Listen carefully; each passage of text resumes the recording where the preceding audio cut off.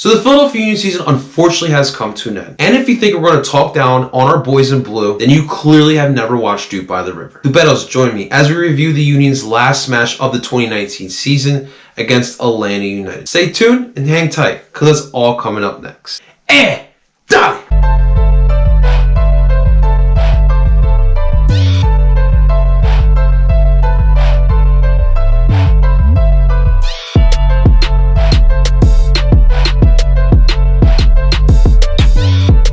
And welcome everyone to DOOP by the River, the show where we follow everything Philadelphia Union with me, El Parcero Philly. And if this is the first time you're tuning into DOOP by the River, if you're returning back, I just want to say thank you for tuning in. Guys, I could really use your help. We are going for the impossible, trying to get to 200 subscribers by the beginning of 2020.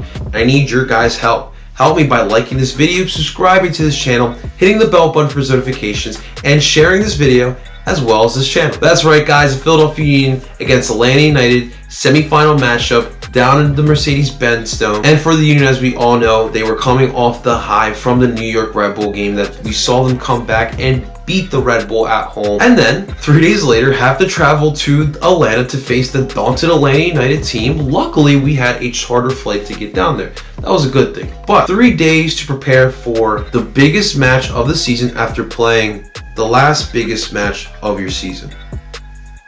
Are you guys catching on here? I get it, the MLS has a tough time trying to schedule these playoff games when you have the FIFA international break to consider. But guys, 3 days to play a semifinals match after playing your first round match is a tall task for anyone. And for the Union, playing 120 minutes 3 days before this match, and they gave it their all against the New York Red Bull. And they had to somehow find some more gas in the tank to go down to Atlanta, the reigning MLS champs, and get a victory. But let's talk about this match, guys. Let's start off with the formations and the starting 11 the Philadelphia Union went with against Atlanta United.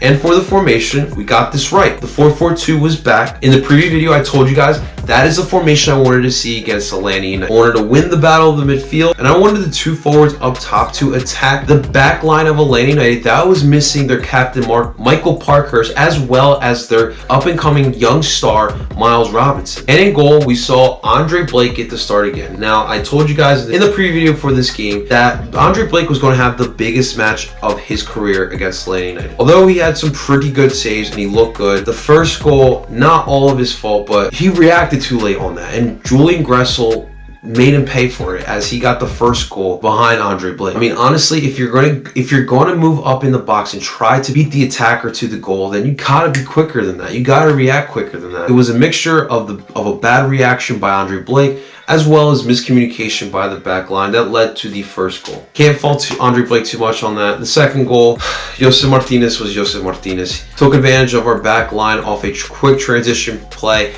by Atlanta United. And there's nothing Andre Blake could do there. We will discuss Andre Blake thoroughly in my season review of the Philadelphia Union, but guys, expect Andre Blake to finish his career with the Union. All right, in the back line, guys, starting from left to right, Kai Wagner, Mark McKenzie, Jack Elliott, and Ray Gaddis. Now, this back line, good and some bad from all four of these guys. We saw some good things, and we saw them get beat a couple times. There was some miscommunication. Now, obviously, playing in Atlanta, it's tough, guys. It's almost 70,000 for every match. Atlanta probably has one of the best forwards in the MLS. And for our young back line, this was a true test.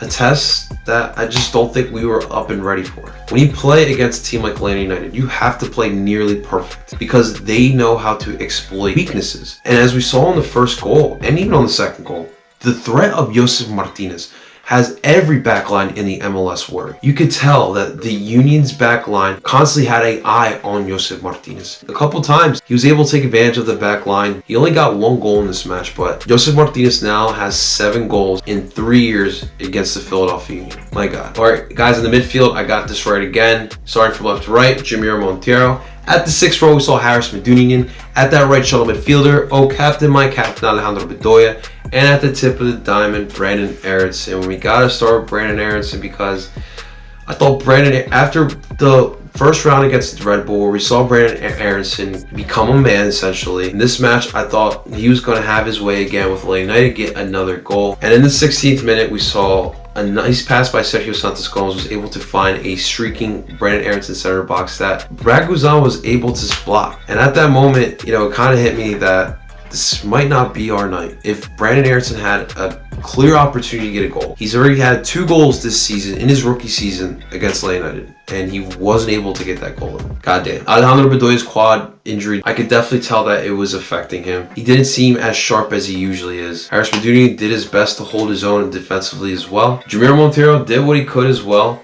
And guys, we'll talk about it later, but Jamiro might have played his last match as a member of the Philadelphia Union. It's gonna suck because this is the last team member we're gonna have, Jamiro Monteiro, down in Atlanta. Up top, guys, as we all know, it was a good possibility Kasper Šibilka would not play, and that was the case. Kasper would not be able to play in this match. Jim went with Fafa Picault and Sergio Santos Gomes. Fafa played great, guys. He made some big moves, and he was a clear spark in the attack.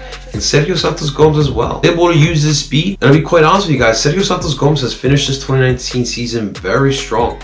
And this is so exciting going into next season with a full summer to work out with the guys. Hopefully he can stay in shape, and next year he can tear up the MLS. Fafa Picault, though, we will see, but he as well may have played his last match with the Philadelphia Union, which I really hope that is not the case. As far as the substitutions go, in the 52nd minute, Jim Kircher would take Brandon Aronson out and substitute Ilsinho in for him, changing the formation into a 4-2-3-1. And as we all know, we were expecting Ilsinho to create a spark, but Atlanta kept him in check most of the match. No sparks by Ilsinho in the Benz on Thursday night. In the 66th minute, Marco Fabian would come in for Sergio Santos Gomes. Marco Fabian would move down as the holding striker, giving him the freedom to roam all throughout the final third. He had a couple shots. They were all off target, but we were expecting to see some magic like we saw against the Red Bull, where he got the game-winning goal. But Marco wasn't lucky as well in the Benz. In the last chance to try to get some sort of spark in the attack, Jim Kirchen took out Kai Wagner and put in Andrew Wooten. I'll be honest with you guys, in the 12 minutes Andrew Wooten was in the match, I did not hear his name once. Not once. In the preview match, I had Andrew Wooten starting against Atlanta United and hoping that he could make some sort of impact. This man has not been able to do that at all this season. This summer, again, I'm going to repeat this. I'm going to beat this topic over and over. The summer is crucial for Andrew Wooten. Right off the bat, guys, the Mercedes-Benz Dome, as it always is, was rocking. For most teams, it would intimidate them. The Union were definitely not intimidated. They did come to play, and they did give Atlanta United all they could handle. In the 10th minute, however, Julian Gressel was able to find some open space out in the far right side of the box. With Andre Blake coming up to try to stop Julian Gressel, he took advantage of him and chipped the ball into the net that would hit the top crossbar, all right into the net to put Atlanta United up 1-0. I did not lose hope. We've seen this Union team game in and game out, constantly throughout the season, get down and see them come back. We have to give credit where credit's due. The Union did try to get a goal. They gave Atlanta everything they could possibly handle. We have to discuss this topic here because I don't like blaming any loss on officiating. But guys, this was some terrible officiating that we saw not only against Atlanta United, but as well as the New York Red Bull. We saw LGP tug on Sergio Santos Gomes' jersey. We saw him knock Jack Elliott down in our own box. We should have had at least 3 penalty kicks that the ref somehow didn't see. Is it a coincidence that we were in Atlanta playing against the cream of the crop of the MLS in Atlanta United? Maybe, but guys, truly no one likes this and we don't care because back-to-back weeks in the playoffs, we got some shit calls that didn't go our way. Then in the 80th minute,